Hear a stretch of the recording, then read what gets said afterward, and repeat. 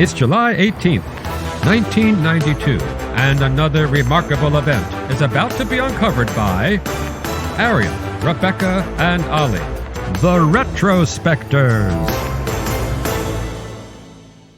Sound too surprising that the first photo ever uploaded to the internet today in history in 1992 was taken at CERN, the scientific research lab where Sir Tim Berners-Lee developed the World Wide Web.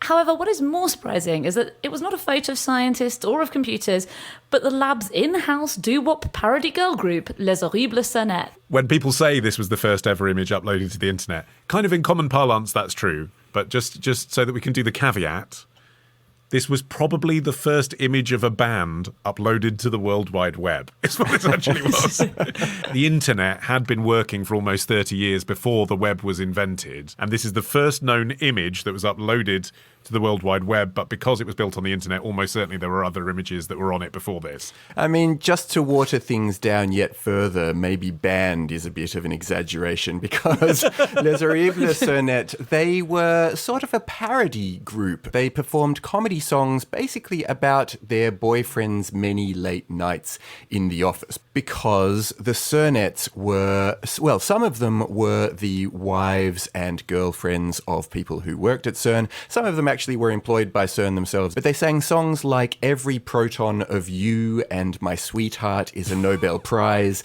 kind of comedy songs designed to appeal to the people who they were largely performing for, which was the scientific community located at CERN. Yeah, I mean, this seems initially like a story about the early days of the web, but honestly, it's really more a story about the culture at CERN. Yes, yeah. The roots of this story go back 3 years to 1989, when a CERN computer scientist called Silvano de Gennaro decided that what the lab needed was a music festival. It already had loads of groups, musical groups, because it employs about 2,500 full-time scientists and support staff, and then also thousands of visiting members of scientific institutions every year. And the campus is very much like its own little world. But didn't necessarily have any brand recognition. I mean, like now, everyone listening has probably heard of CERN because of the Hadron Collider and the World Wide Web. But then it was Switzerland's European Organisation for Nuclear Research. That's what it was. The idea of having a rock concert there wasn't the most obvious thing to do. Yeah, but I mean, that was before they introduced the CERN Hardronic Festival. You can see how the puns are playing a really big part in this. You combine kind of like hard rock, hadron. Anyway, it's a bit of a tenuous link, but it's still an annual event to this day. Although it feels like in practice, I mean, I looked at the website and now you get a lot of real bands playing, but the first ones were more like a talent show with employees of CERN encouraged to share their musical styling. Yeah, CERN's Got Talent. And, you know, he ended up writing a lot of the songs. You know, this was a real great opportunity for Silvano as well. So the weird thing is, not only does CERN have its own musical culture, but even this specific story about Les Horrible Cernettes has its own mythology around it, and the story has been retold in different ways. But what seems to be the way that it started was that founding member Michelle Muller, who would later go on to become Mrs. Silvano de Gennaro, was working as a bilingual secretary at the organisation when a colleague asked if she would sing with her at the show a song that Silvano had written for her himself to attract the attention of a physicist that she was dating. The song was called Collider. It was a doo-wop pastiche about a lonely young woman whose boyfriend prefers smashing particles to spending time with her. It's a cracker, by the way. It is, it's good. The lyrics don't sound great on paper. You know, Silvano wasn't writing in his native tongue, but I watched a music video version from the year 2000, and honestly, it sounds good, and they are good singers. Sample lyric from Collider. I fill your mail file with lovely phrases.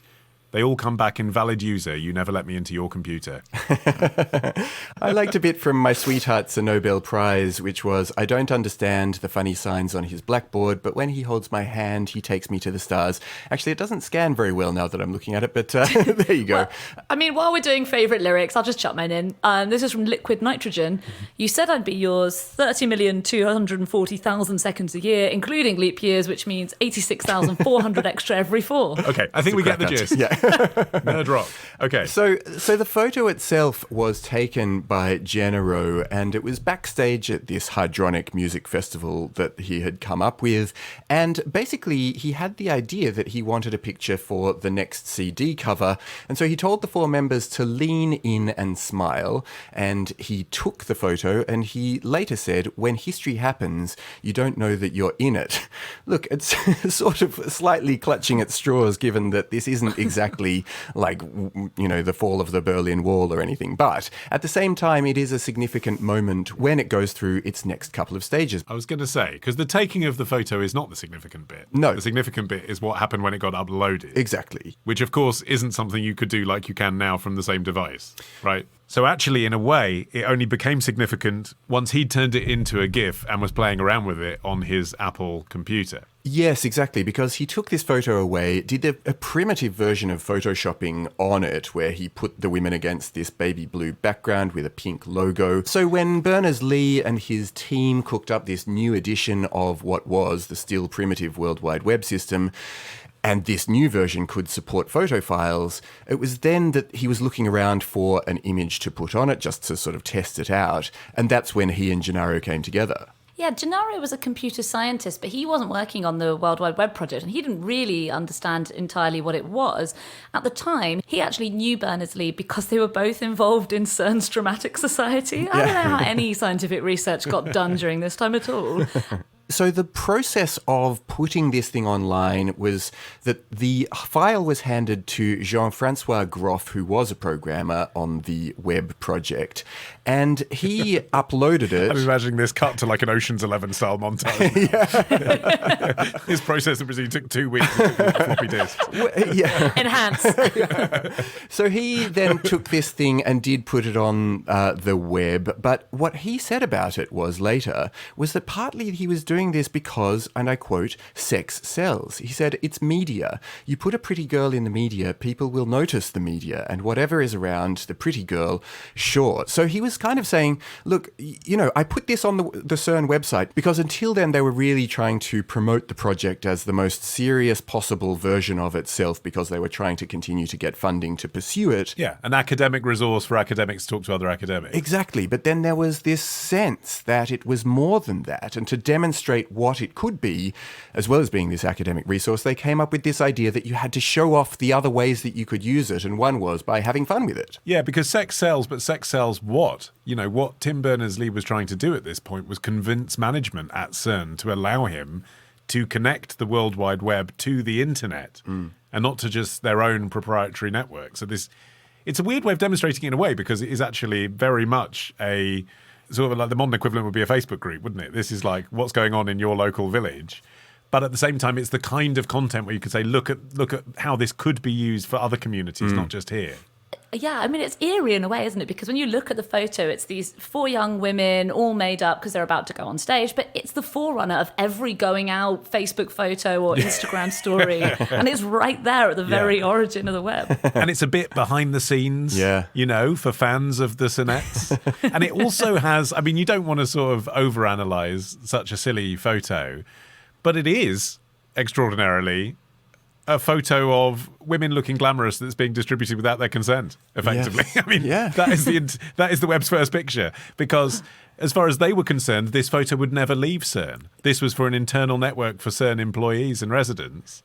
And also, the women who were in the photo kind of ended up in it by chance as well. Like so many of the musical greats, Les Horrible Cernettes had frequent lineup changes as people came and left the organisation.